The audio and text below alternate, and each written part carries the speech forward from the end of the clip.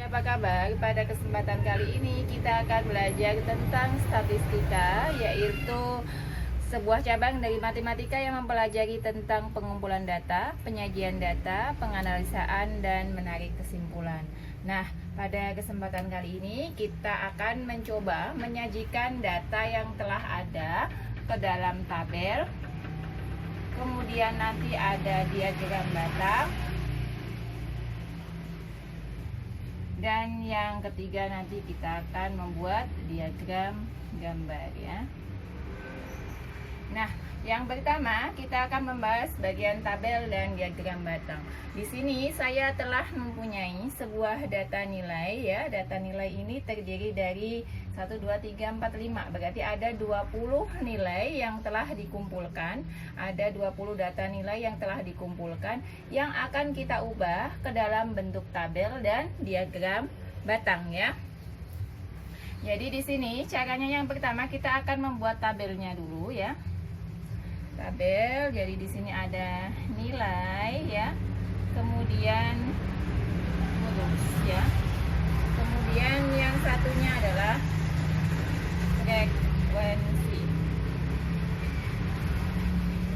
Frekuensi ini bisa disebut juga dengan jumlah. Nah, baik, kita masukkan ya. Nilai terendahnya itu adalah 6 dan nilai tertingginya adalah 9. Berarti 6, 7, 8, 9 ya.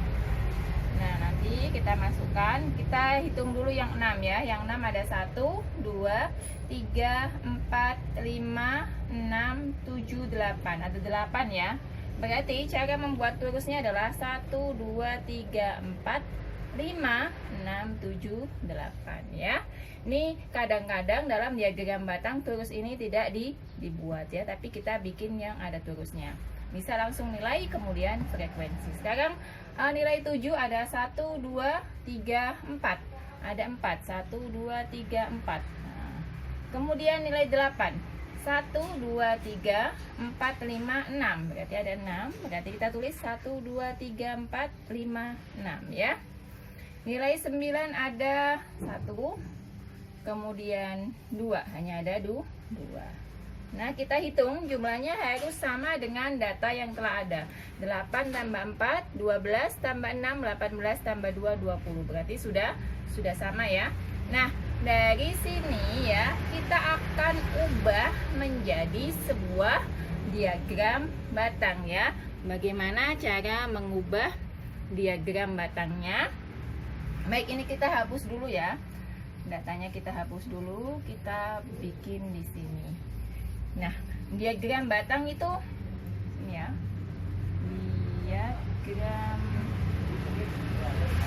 ya, kalau yang tadi adalah tabel, berarti kita tulis di sini data nilai, misalnya nilai MTK ya. Kemudian diagram batang adalah sebuah diagram yang ditunjukkan dengan sebuah persegi panjang yang sejajar tetapi tidak berhimpit ya. Nah, di sini ini ada tadi kan? Ya, berarti bentuknya semacam ini. Nah, ini nilainya kita tulis di sini 6, 7, 8, 9. Ini adalah nilai ya. Kemudian yang ke atas ini adalah jumlahnya. Berarti sampai 8-nya 1,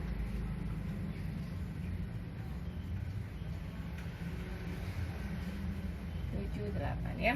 Yang pertama nilai 6 ada 8. Kan tadi bentuknya persegi panjang ya.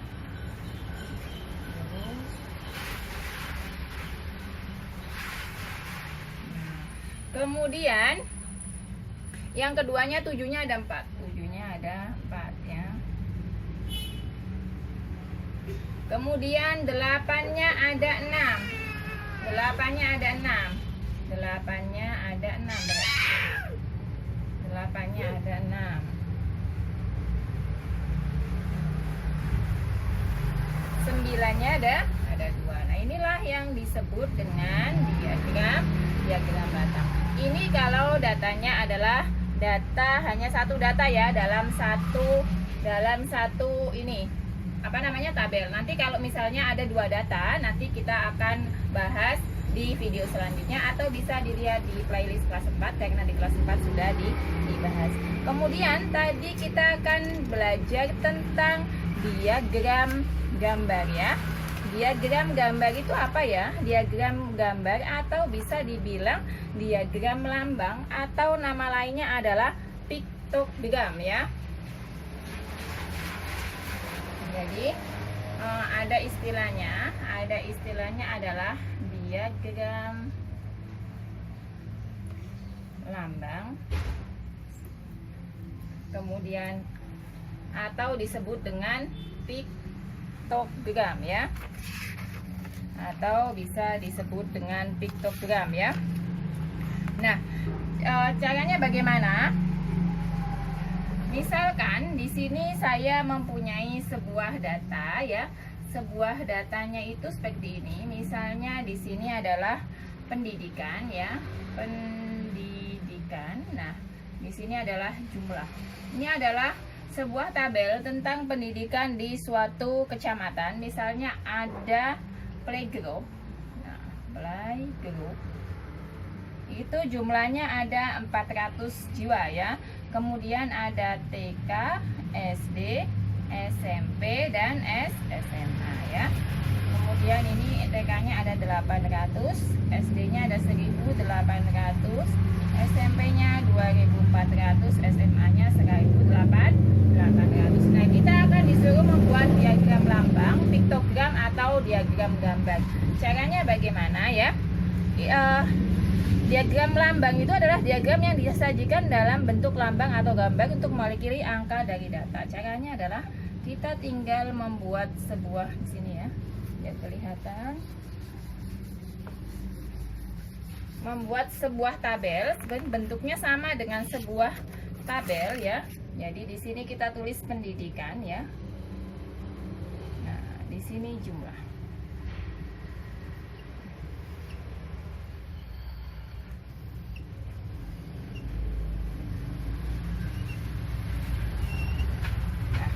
Pertama ada playgroup, saya tulis di sini playgroup ya.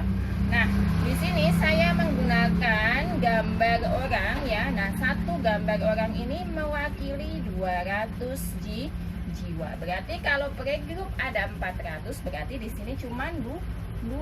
Nah, ya. Kemudian ada TK. TK-nya berapa tadi? 800. Berarti kalau 800 itu 200-nya ada 4. 1, 2, 3, 4 ya. Kemudian ada SD. SD-nya berapa? 1800. Berarti 1800 bagi 200 ada 9. 1, 2, 3, 4, 5, 6, 7, 8, 9 ya. Kemudian SMP. SMP-nya di situ ada berapa? 2400. Bagi 200 berarti ada 12. 5, 6, 7, 8, 9, 10. Nah, 11, 12 ya. Kemudian ada SMA yang jumlahnya adalah 1800, berarti dibagi dengan 200. Artinya ada 9, karena 9 kali 200 itu adalah 1800 ya. Itu 2, 3, 4, 5, 6, 7, 8, 9. Nah, ini adalah sebuah piktogram, diagram lambang atau diagram gambar. Demikianlah apa yang dapat saya sajikan. Semoga dapat dipahami dan sampai jumpa di video selanjutnya. Terima kasih.